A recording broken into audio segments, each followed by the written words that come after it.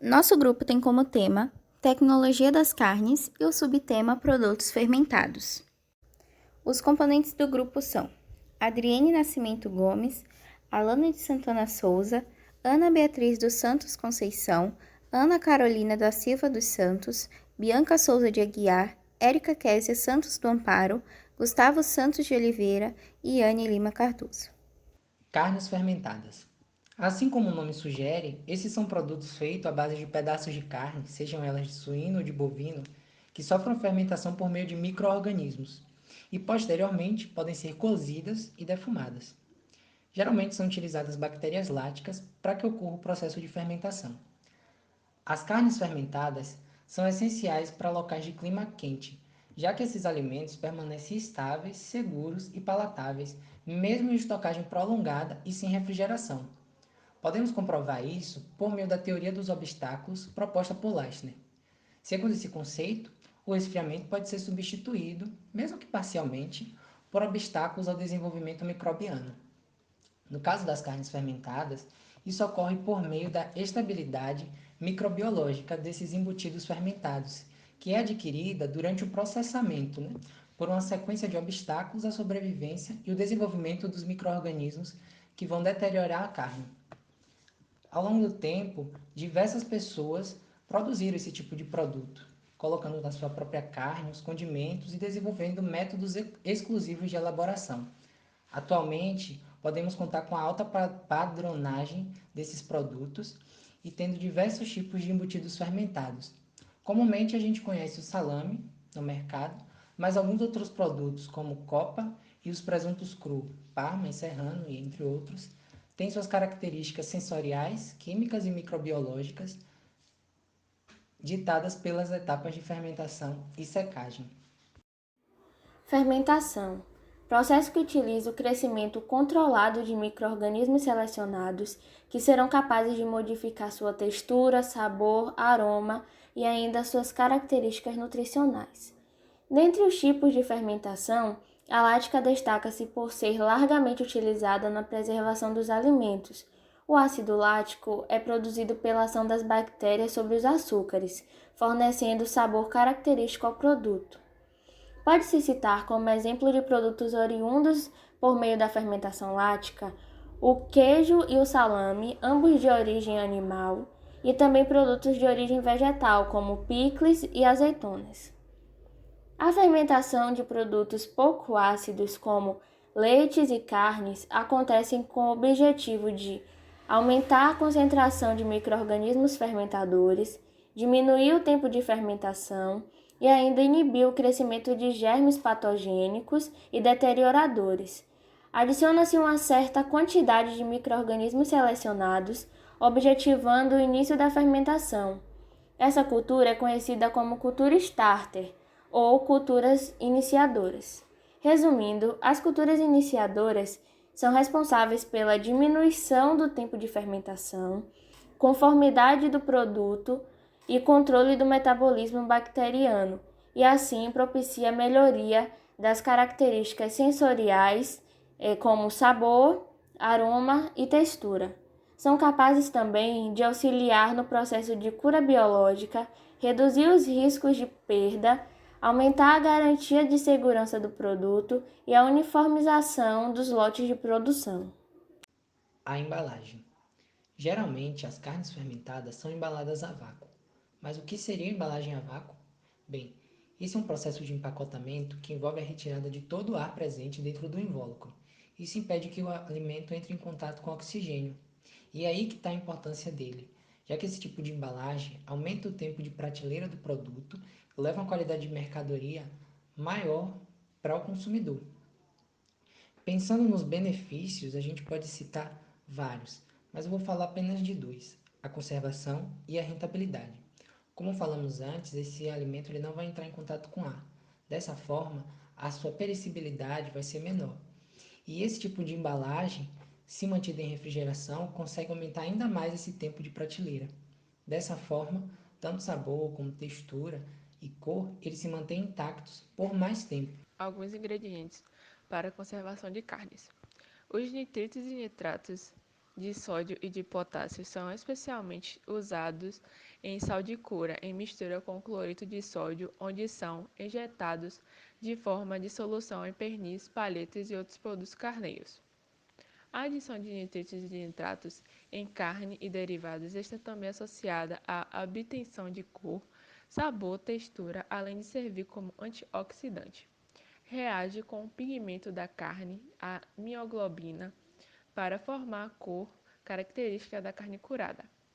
Apesar do perigo da toxicidade pela formação de metahemoglobina e das nitrosaminas, nitratos e nitritos são muito importantes para o preparo do produto curado, porque ajudam a evitar o crescimento de Clostridium botulinum.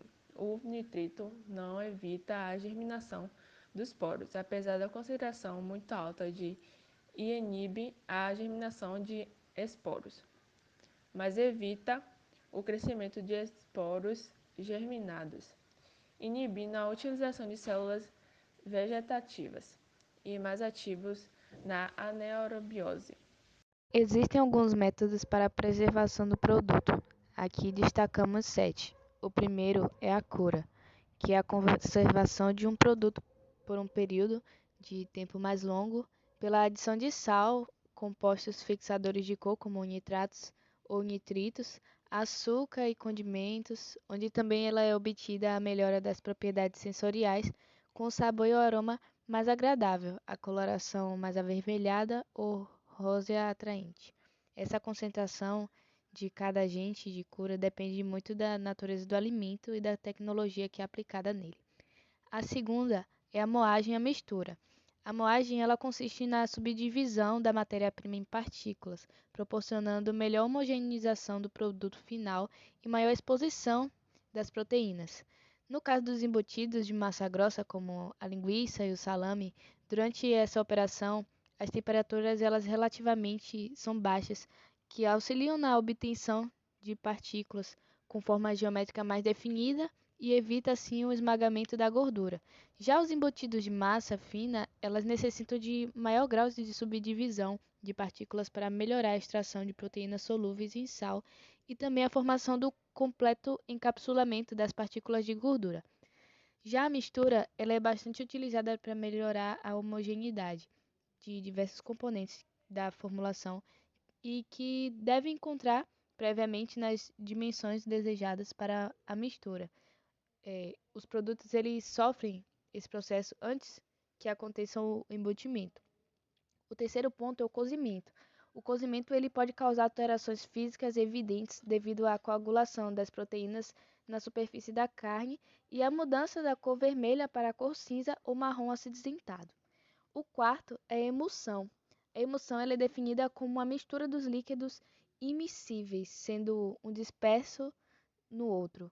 A emulsão da carne ela constitui um sistema de duas fases. A fase dispersa, que é formada por partículas de gordura sólida ou líquida, e a fase contínua, que é formada por água que contém dissolvidas e suspensas proteínas solúveis, e a água forma uma matriz que encapsula os glóbulos de gordura. O quinto é pasteurização, que é bastante conhecida. É um tratamento térmico que é relativamente suave e utiliza-se de temperaturas inferiores a 100 graus Celsius e, portanto, a pressão atmosférica normal. Esse método ele inativa as enzimas e destrói os micro-organismos mais sensíveis a temperaturas mais elevadas, sem modificar o valor nutritivo e as características sensoriais daquele alimento. Isso permite que haja o prolongamento do alimento na vida de prateleira. O sexto é a fermentação, que é o processo que utiliza o crescimento controlado de micro-organismos selecionados, que são capazes de modificar a sua textura, o sabor e o aroma, como também as propriedades nutricionais do alimento. O sétimo é a secagem ou a desidratação. A deterioração da carne ela torna-se mais lenta com a remoção da água nela, e isso pode ser conseguido por meio da salga ou da secagem natural. A secagem ela deve ser efetuada cuidadosamente e uniformemente, e os resultados eles são obtidos em condições de clima com mais seco e com bastante vento. O 8 é a defumação, que é um processo de aplicação no alimento de fumaça produzida pela combustão incompleta de algumas madeiras com a finalidade de conferir o aroma, o sabor e a cor característicos e prolongar também a vida útil. Normalmente fazem parte do processo da secagem inicial e a deposição da fumaça e a secagem adicional ou cozimento do produto. E o último, que é a apertização. A apertização é a aplicação do processo térmico a um alimento convenientemente acondicionado em uma embalagem hermética, resistente ao calor, a uma temperatura e um período de tempo cientificamente determinados para atingir a esterilização comercial. Esse processo ele corresponde ao aquecimento do produto já elaborado, evasando em latas, vidros, plásticos ou outros materiais que é relativamente isentos de ar. Salame é tradicional produto carnívoro fermentado que teve sua fabricação iniciada no Brasil com a imigração italiana, no sul do país, região onde encontram como aliado um clima propício para a produção caseira, que com o passar do tempo deu origem a pequenos. Entende-se por salame um produto carne industrializado obtido de carne suína e bovina. Seus ingredientes a carne suína, toucinho, carne de bovina, leite em pó, o sal, carbonato de sódio, vinho branco, açúcar, pimentas como preta e branca, proteínas vegetais hidrolisadas, condimentos naturais e aromas de fumaça e natural, ácido lantiglucona, delta-lactona, INS 1575, realçador de sabor, glutamato monossódico, INS 621, antioxidante ácido eritórbico, INS 315, e conservador nitrato de sódio, INS 251. Sobre a conservação, precisa ser conservado em um local seco e fresco. No refrigerador, precisa ser conservado até 7 graus. A embalagem fechada, vida de validade, e a embalagem aberta 7 dias. Após todo o processamento do salame, ele está pronto para ser embalado. A peça de salame é recebida em embalagens primárias plásticas de filme termoformado, que através da temperatura fazem o plástico se moldar ao formato do produto e o selar. Quando em fatias, as embalagens obtêm um outro formato específico para o produto em uma tampa plana do mesmo material, que assim como a outra impedem a entrada do oxigênio, a exposição a bactérias ou substâncias que poderiam o contaminar e diminuem o risco de perda do produto por impacto ou atrito mecânico.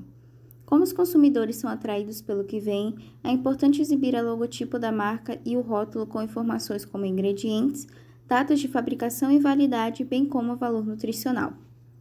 Ingredientes e métodos de conservação do presunto tipo Parma. O presunto tipo Parma é o produto cárneo industrializado obtido do pernil íntegro selecionado de suínos pesados. Apenas 2 ingredientes entram na produção do presunto Parma: o pernil suíno e o sal.